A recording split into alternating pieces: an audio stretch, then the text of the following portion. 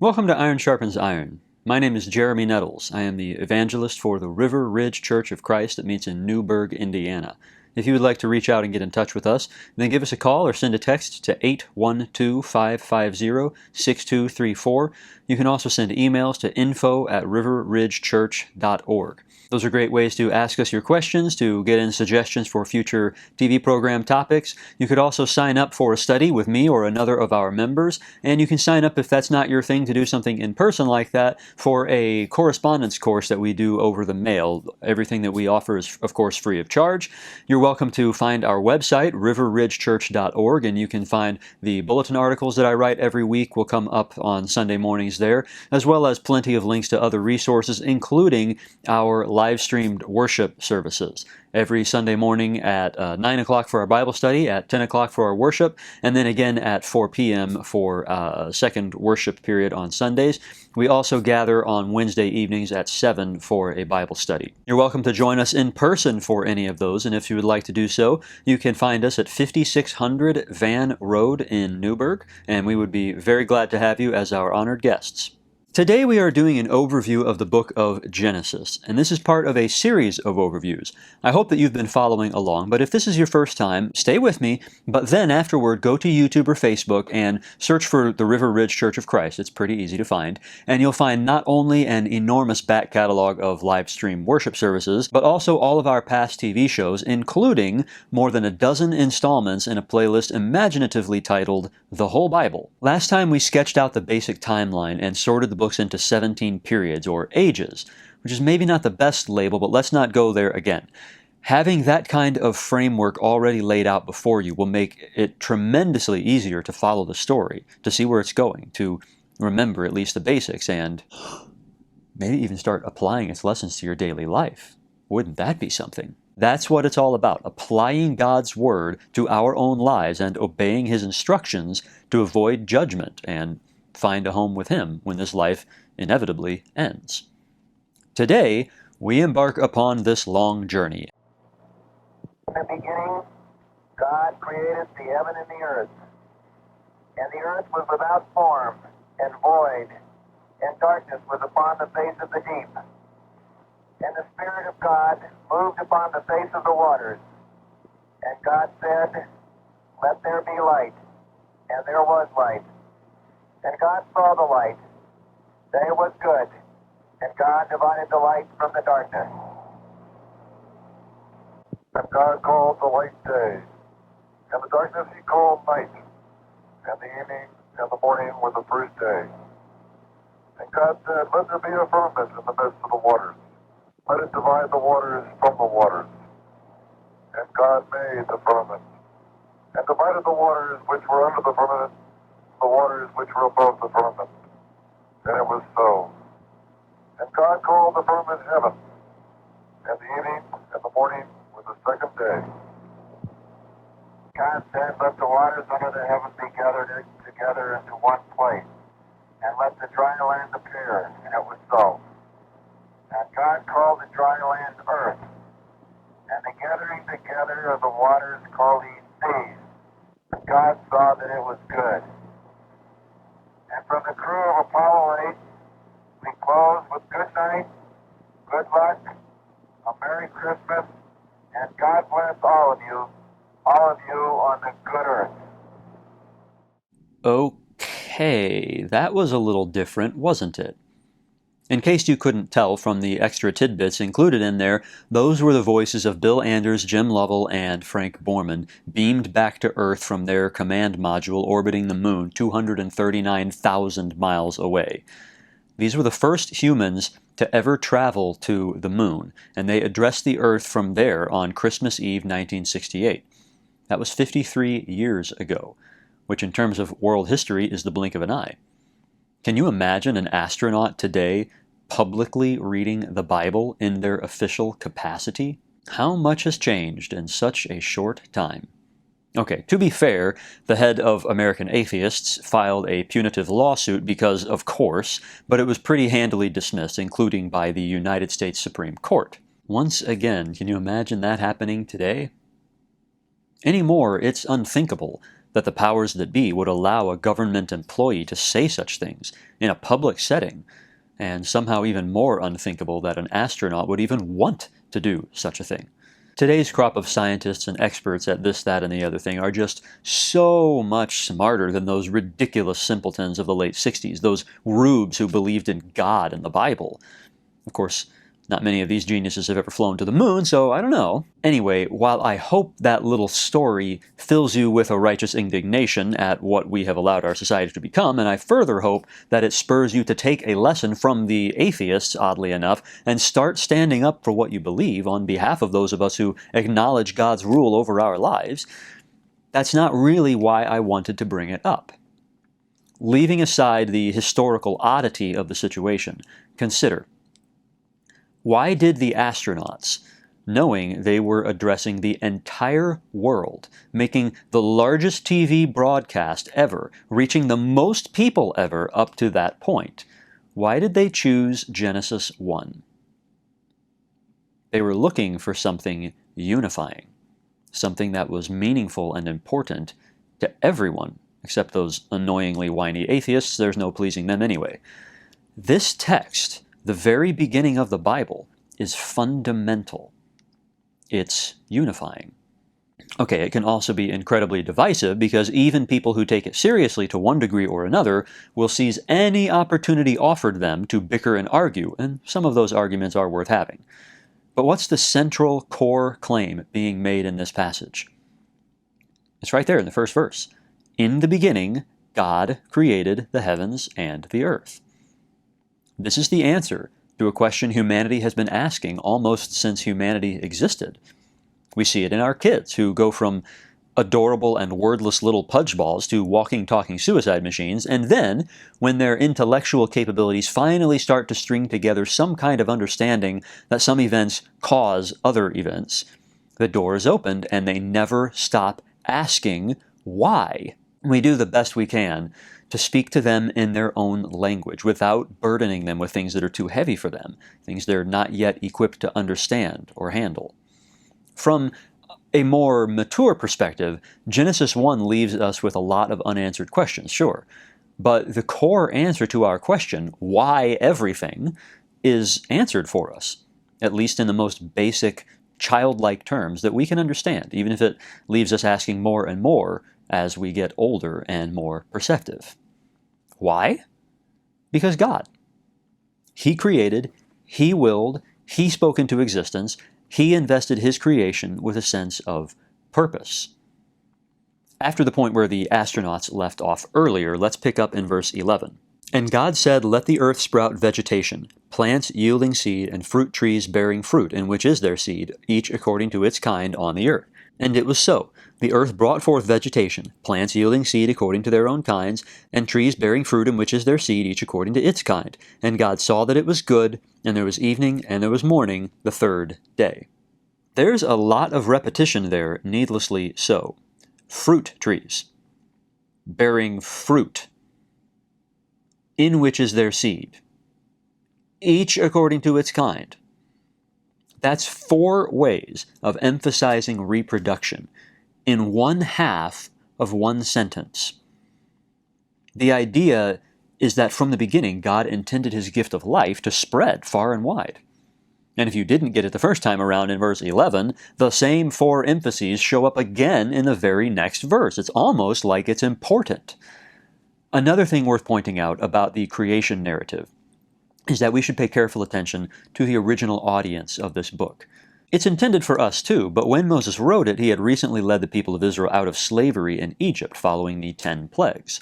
This is a study for another time, but briefly in Numbers chapter 33, on the day after the Passover, the people of Israel went out triumphantly in the sight of all the Egyptians, while the Egyptians were burying all their firstborn, whom the Lord had struck down among them. On their gods also the Lord executed judgments. Obviously, the Egyptians' gods were nothing real, so it's odd to say God punished them.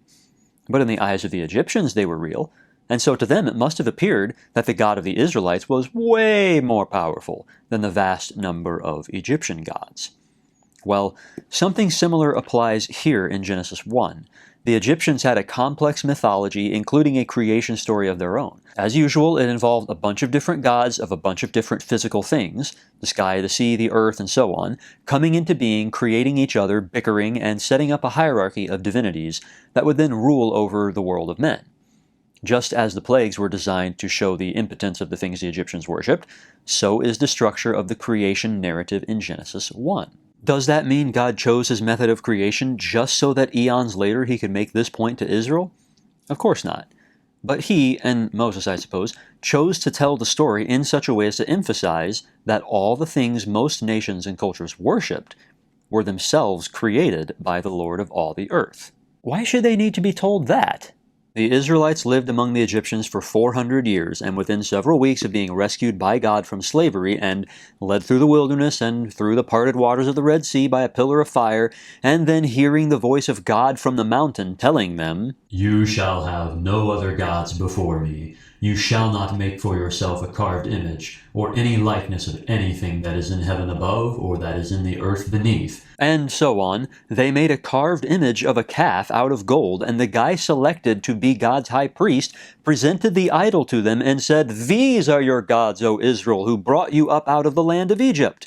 So, yeah, I think they needed to be reminded of this. You can read more about that incident in Exodus 32, by the way, but we're talking about Genesis, so let's get back to it. From there, this book paints a picture of the ideal God had in mind when he created the world. It's paradise. Man lives in peace and security, in fellowship with God, and in perfect innocence for a time, until he decides he's dissatisfied with God's incredible and enviable blessings and rebels against the one prohibition God had issued. Just don't eat that particular fruit. What a piece of work is man. So when the woman saw that the tree was good for food, and that it was a delight to the eyes, and that the tree was to be desired to make one wise, she took of its fruit and ate.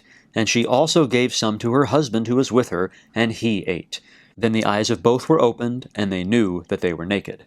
There's a slightly strange obsession with nudity in this part of the book.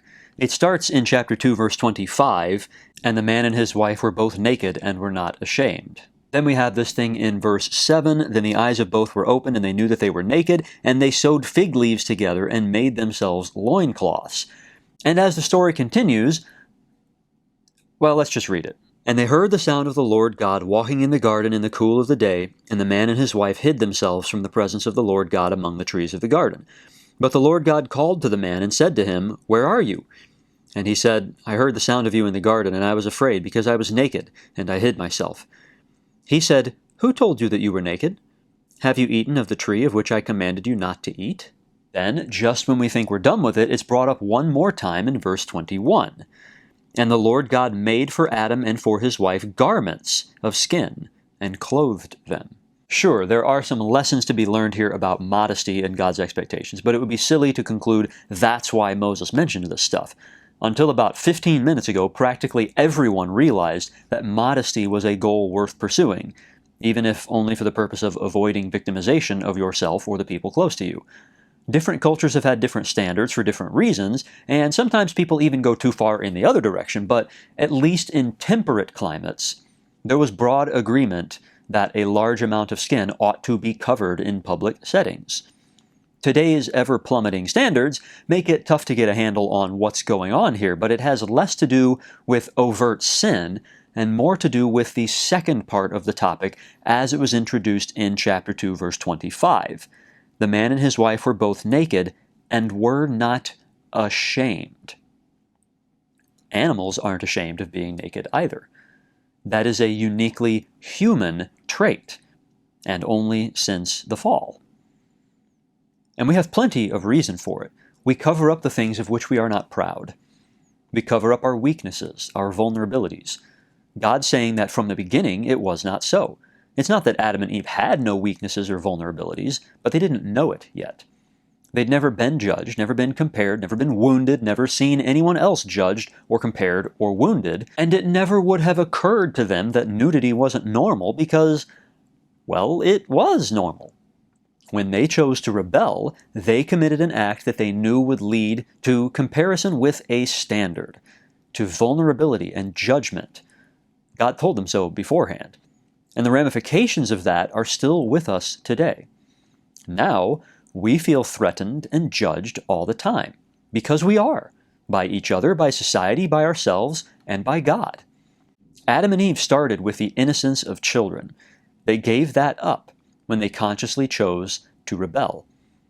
There's more to the entry of sin into the world, of course. You're justified in wondering why, if everything was so perfect about God's creation, it included the potential for evil. That's a tough nut to crack, and philosophers and theologians have been arguing about it for many centuries now, so I'm sure we can put it to rest in the next 90 seconds or so. I'll give you the explanation I give my kids when they're struggling to make the right choice. I could force you to do what I want, but that doesn't mean you've submitted. If I tell you to take out the trash and then physically manhandle you into compliance, moving your hands and feet against your will to do what I've commanded, well, I'm the one who took out the trash then, right? Even though I have the power to do this with my kids, so far, I don't. I tell them to take out the trash, and then I wait to see how they'll respond. If they choose to obey, how does that affect our relationship? How does that make me feel? Where does that lead in the future? On the other hand, if they choose to disobey, that could be bad. So why would I even give them the option then? First thing to note, if they disobey, it's not my fault. Second thing to note, if they choose to obey, the physical endpoint is the same as if I had just compelled them to take out the trash. But in one case, they feel oppressed and I'm a tyrant. In the other case, we love each other and continue building a relationship based on mutual love for the future. Isn't that better than the alternative? Isn't that worth the risk of them choosing to rebel? So, to summarize, free will is a bit of a curse, but it's also a wonderful blessing for us, and it enables the kind of mutual love God seeks with His creation. We are still in chapter 3. There's a lot to cover in this book.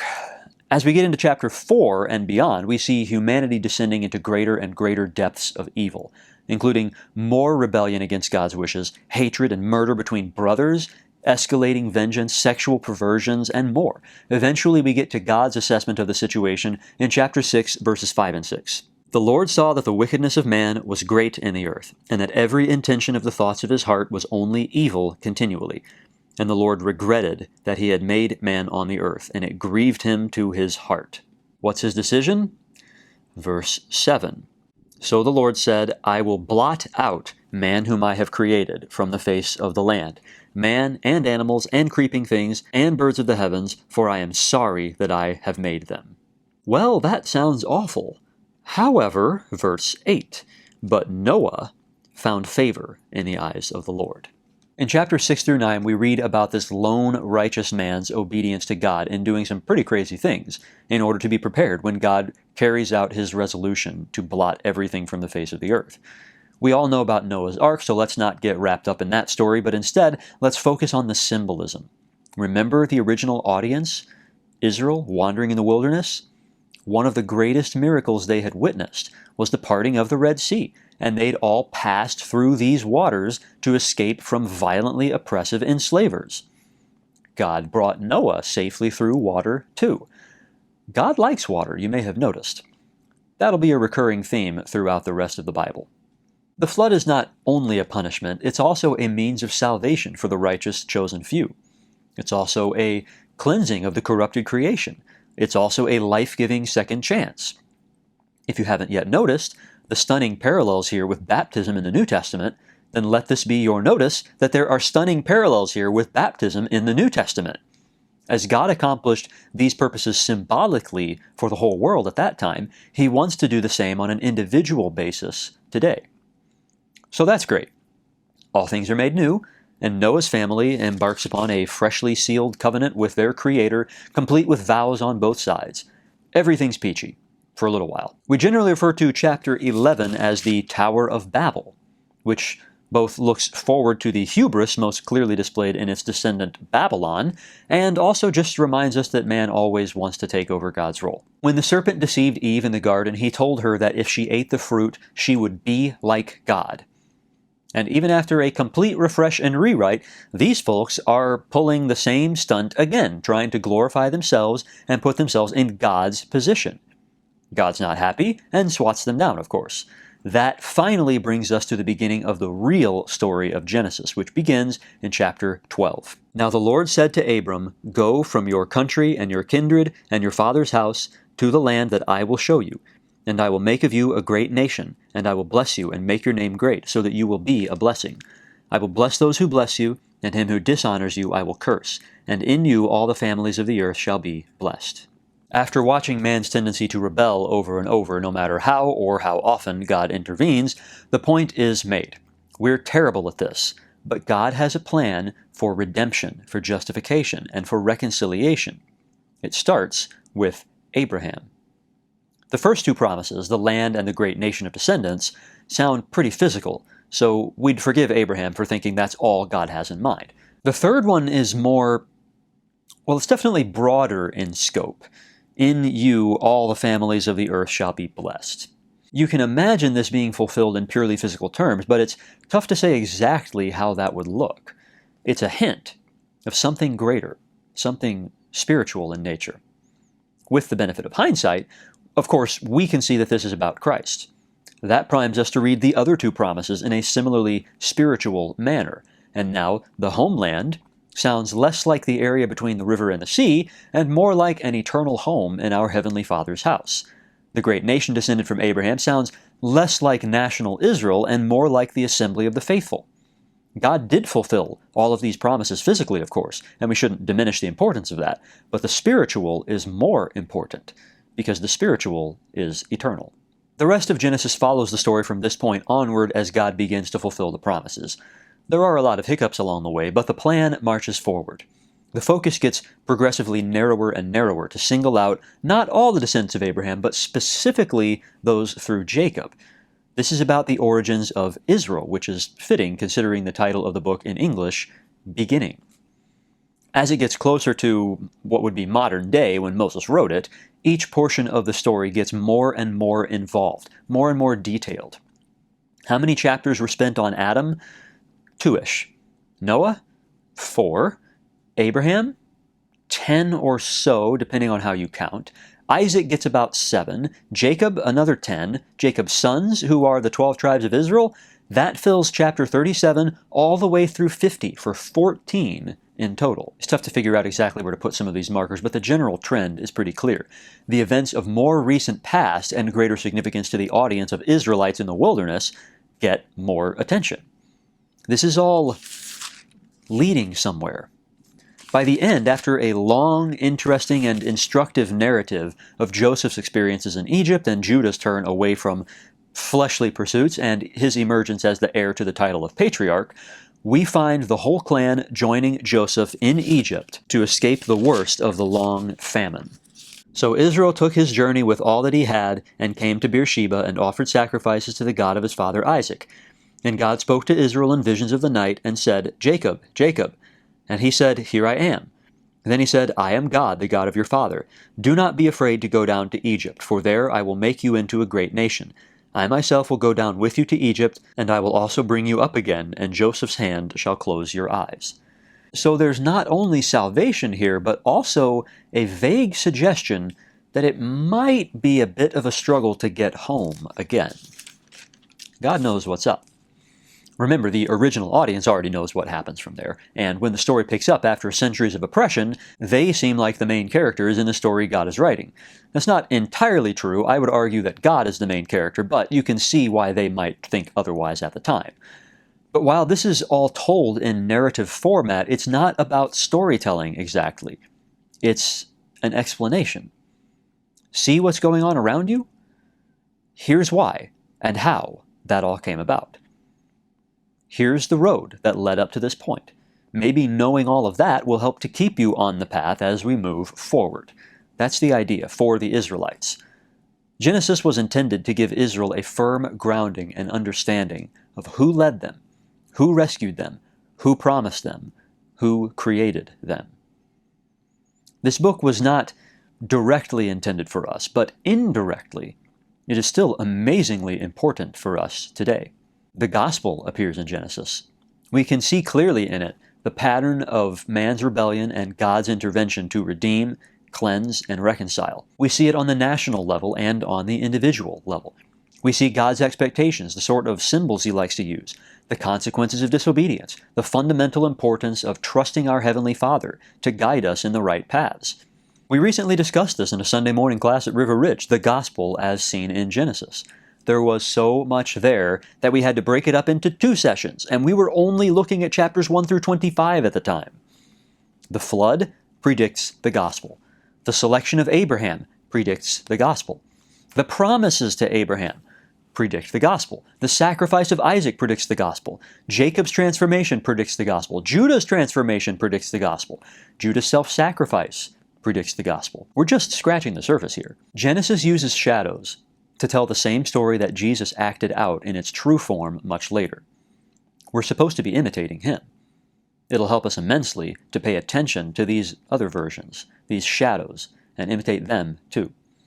We have hundreds of examples of their mistakes and transgressions, and if we look carefully, we can see a little bit of ourselves in these people. We can also see how they changed, how they were reconciled to God. We can see how they built relationships and trust. In every case, it came from approaching God with humility, submitting to His will, acknowledging Him as Creator and Lord, and obeying whatever He says, whether you like it or not, whether you understand it or not, whether you agree with it or not. That's the point.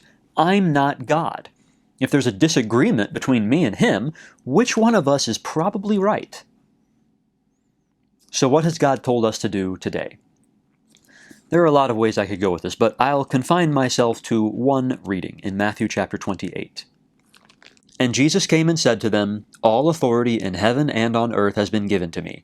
Go therefore and make disciples of all nations, baptizing them in the name of the Father and of the Son and of the Holy Spirit, teaching them to observe all that I have commanded you. And behold, I am with you always to the end of the age. This is Jesus' commission to His apostles shortly before He ascended back to heaven. He stresses His authority. He is king. He stresses the need to share His message, the gospel. He stresses the need for cleansing and initiation, baptism. He stresses the need to obey the commandments He had given them. You'll find these commandments throughout the rest of the New Testament. And if you call yourself a follower of Jesus, you'd better be about the business of observing these commandments in your life. Not just ones you like, but especially the ones you don't like, the tough ones.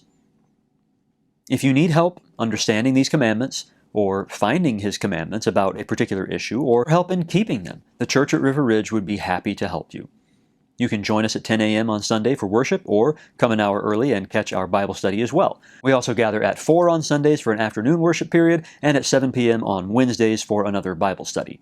You can also find us on Facebook or YouTube to learn more, or reach out directly to 812-550-6234 or info@riverridgechurch.org with questions, to sign up for our weekly bulletin free of charge, or to set up an appointment to study with me or another of our members. Please don't hesitate. Our goal is to carry out the work Christ has sent His followers to do, and to spread His message of love and salvation to the world. We'd love for you to be a part of that as well. I hope to hear from you, and I thank you for joining me today on Iron Sharpens Iron.